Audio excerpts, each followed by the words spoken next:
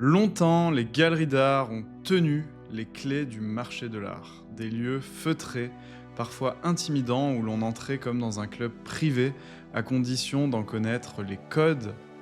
Aujourd'hui, ce modèle vacille, les cartes sont rebattues. Selon un rapport publié par la plateforme américaine Artsy, 82% des collectionneurs de moins de 37 ans ont acheté de l'art en ligne en 2023. Et ça, c'est pas par désamour de l'art, bien au contraire. Ils veulent plus de transparence, de liberté et surtout un accès plus direct grâce aux outils numériques. Pour beaucoup, pousser la porte d'une galerie d'art, c'est entrer dans un monde fermé où les prix sont incompréhensibles et où on se sent jugé. Face à cette absence de considération, les jeunes collectionneurs ont trouvé la parade et s'en remettent à leur smartphone. Bienvenue sur Art Shortlist, la chaîne qui t'ouvre grand les portes du monde de l'art. Aujourd'hui, on va voir pourquoi les nouvelles générations tournent le dos aux galeries et surtout ce que dit ce basculement sur l'avenir du marché de l'art, parce qu'il ne s'agit pas d'un simple changement d'habitude, c'est le début d'une nouvelle ère.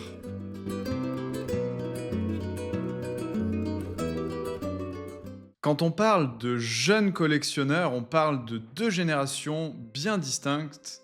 Les millennials, nés entre 1981 et 1996, aujourd'hui âgés entre 27 et 42 ans, et la génération Z, née entre 1797 et 2012.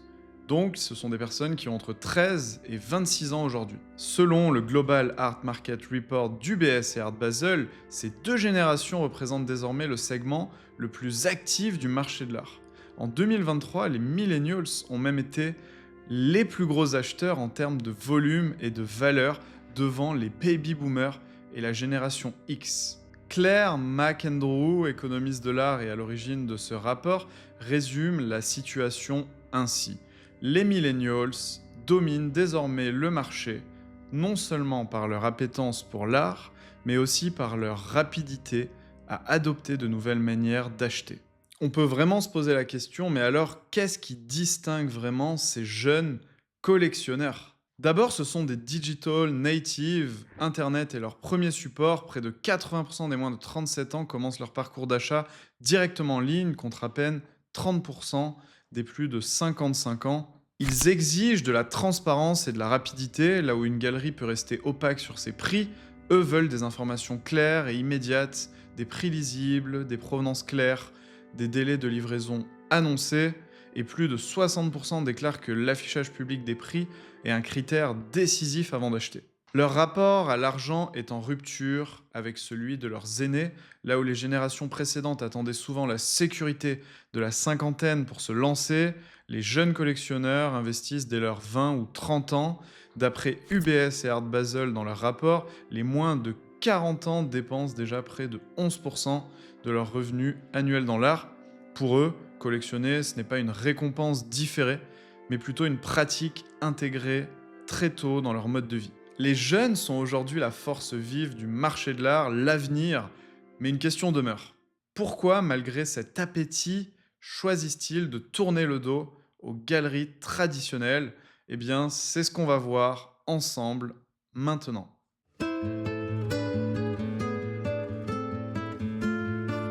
Les galeries d'art souffrent d'une image persistante qui tient en trois adjectifs: élitiste, opaque, intimidante. On doit demander les prix et cela crée un malaise.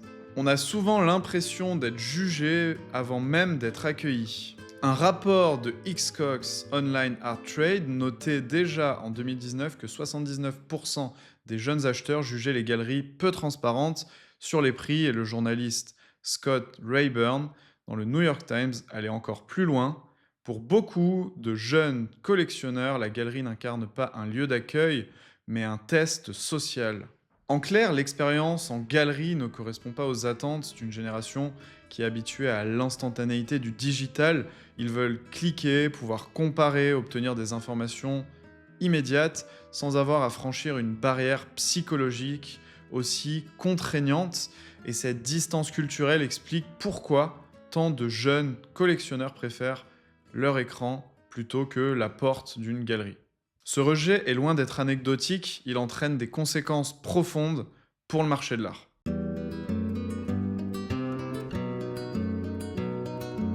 Depuis plus de 10 ans, des centaines de galeries d'art ferment leurs portes chaque année, incapables de suivre ce mouvement de fond. À New York, entre 2012 et 2022, plus de 1500 galeries ont fermé, soit près de 30% du tissu existant.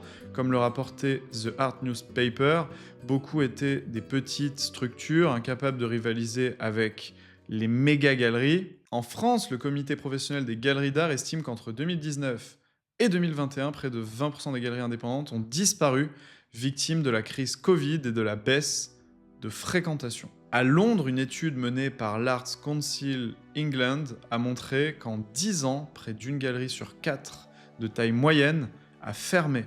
Même un bastion historique tel que Londres n'échappe pas à cette recomposition. Pourquoi ? Parce que beaucoup de galeries n'arrivent pas à tenir face à la hausse des prix des loyers, aux coûts de fonctionnement et à une concurrence en ligne de plus en plus structurée et qualitative. Et les foires, longtemps considérées comme une bouée de sauvetage, sont devenues un gouffre financier pour les galeries. À Art Basel ou Frieze, à titre d'exemple, un stand se négocie autour de 850 € le mètre carré, soit 40 à 50 000 € pour une surface moyenne. Et ce n'est qu'un point de départ, parce que si l'on ajoute le transport des œuvres, l'assurance, la scénographie, les déplacements, l'hébergement, la facture, elle dépasse fréquemment les 100 000 €. Et pour une galerie parisienne, c'est parfois l'équivalent d'une année entière de loyer. Autrement dit, un seul pari raté peut suffire à fragiliser toute une structure. Les grandes enseignes internationales, elles peuvent absorber ces coûts, mais pour les petites et moyennes galeries, c'est une épreuve difficile à répéter, et donc certaines deviennent nomades, d'autres se concentrent sur 2 ou 3 foires par an, mais pour beaucoup, l'aventure s'arrête. D'ailleurs, si le sujet t'intéresse, on te prépare une vidéo consacrée à ce phénomène, la vague de fermeture qui frappe les galeries en France comme à l'international. Donc abonne-toi dès maintenant pour ne pas passer à côté. Tu es sur Art Shortlist, la chaîne qui parle d'art autrement. Si les galeries sont boudées, c'est parce qu'un autre mode d'achat a su capter l'attention et surtout la confiance des jeunes collectionneurs: l'achat d'art en ligne.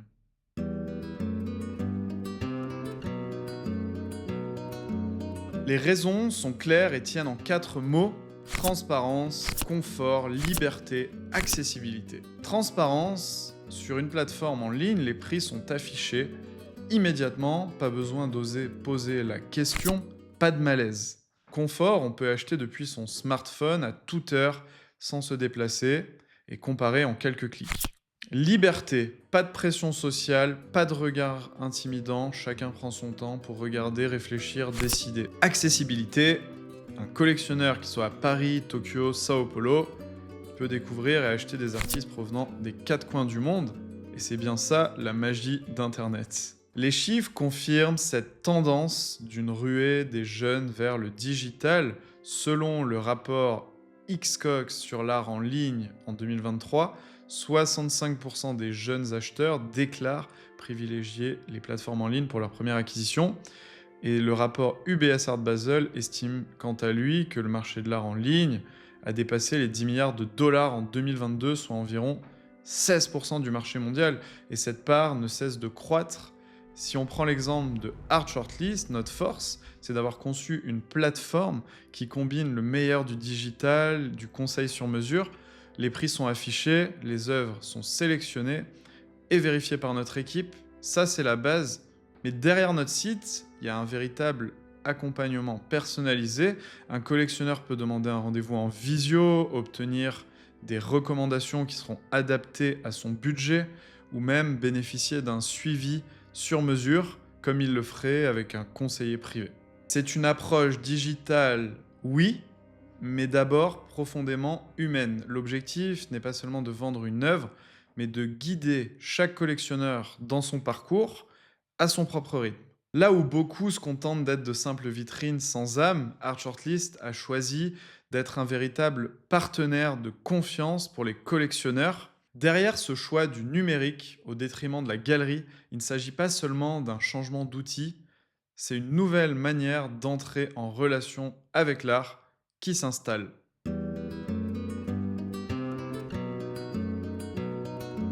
Acheter en ligne ne veut pas dire aimer moins l'art, bien au contraire, les jeunes collectionneurs développent un rapport plus direct, plus intime avec les œuvres.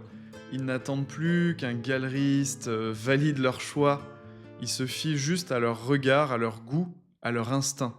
Et les réseaux sociaux jouent ici un rôle central. Instagram, TikTok ou même YouTube sont devenus des vitrines d'art accessibles en permanence. L'information circule différemment avec l'IA, les bases de données, les comparateurs de prix, tout est disponible quasiment immédiatement sans filtre. L'investissement reste présent mais il est pensé autrement. Là où hier on s'appuyait sur un cercle restreint d'experts, aujourd'hui on peut confronter les prix, croiser les sources et affiner ses choix. En clair, l'art n'est plus seulement un objet de distinction sociale, c'est une expérience personnelle construite à partir de ressources infinies. En s'affranchissant des codes imposés par leurs aînés, les jeunes collectionneurs poussent le marché de l'art dans ses retranchements et l'obligent à se transformer en profondeur.